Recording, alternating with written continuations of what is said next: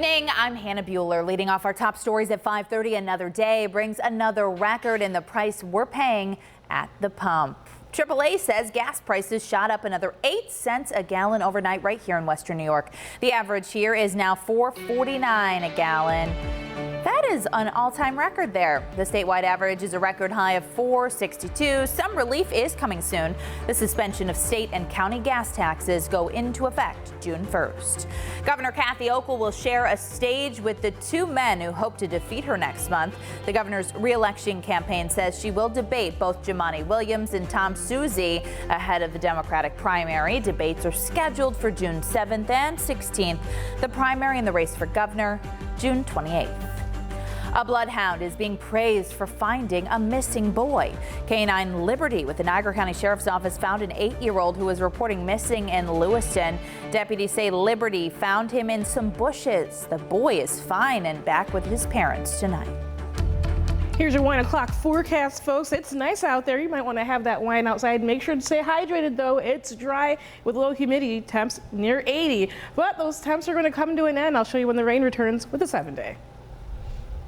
Across the country, doctors are becoming more concerned about a spike in cases of hepatitis among children. As we mentioned earlier tonight, there's now one confirmed case at Oishei Children's Hospital. The CDC has confirmed more than 100 cases across 27 states, including New York.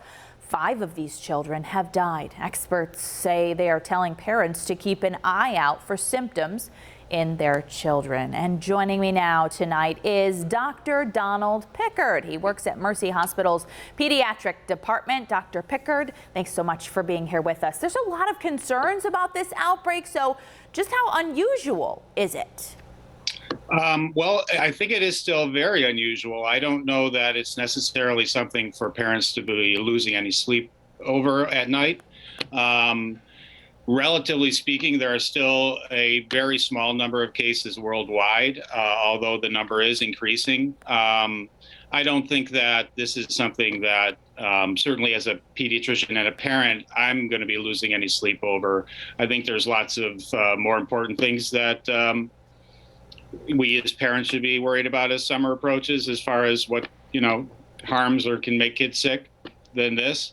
I think this is something that we as pediatricians need to bear in mind when we're starting to evaluate kids, but the symptoms are pretty generic: abdominal pain, vomiting, and diarrhea. And as you know, these are very, very common symptoms that can occur from a host of different stomach bugs and flus that generally occur over the spring and summertime.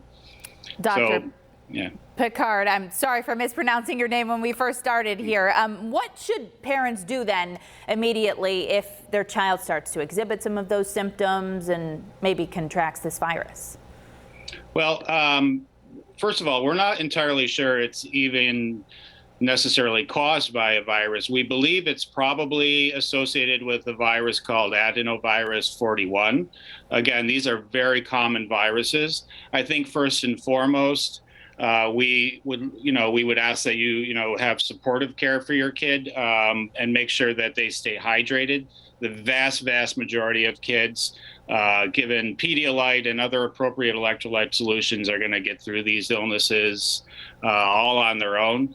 On the other hand, if your child seems to have protracted symptoms that are lasting more than 3 or 4 days, or has a high fever, or is starting to exhibit signs of dehydration, such as lethargy or decreased urine or no tears, then they should call their pediatrician to get further evaluated. They may need a blood test to rule out one of these more uncommon things that are going on right now. And I know a lot of kids have to get the hepatitis vaccine. And so can a child get sick even if they've received this vaccine?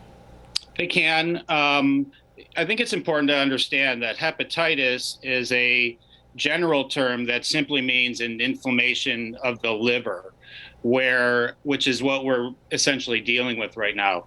The purpose of that vaccine is to prevent hepatitis caused by the hepatitis B vaccine. There are a host of other causes of hepatitis. There are many other hepatitis viruses out there, some of which are contracted through food and others are bloodborne illnesses. So yes, the answer to your question is that certainly a child can acquire this particular unknown etiology of hepatitis, even though they've had their vaccinations. And is there any common link between any of these cases? There is. At least half of them we know are associated with this particular strain of adenovirus, which again is a very common virus. It causes cold symptoms and gastrointestinal symptoms all through the wintertime. This particular strain is called adenovirus number 41. As it happens, maybe half, a little bit more, of the children who have contracted this have tested positive. Many have not. So we're still trying to figure out exactly what the causal relationship is as far as with this virus, and are there host factors in the individual children? Because most kids who are going to contract these adenoviruses are not going to get severe or life-threatening hepatitis. They're going to get a bellyache or some cold symptoms, and they're going to get better on their own in a few days. Very important information for our parents here in Western New York. Dr. Picard, thanks so much for being here with us tonight. My pleasure.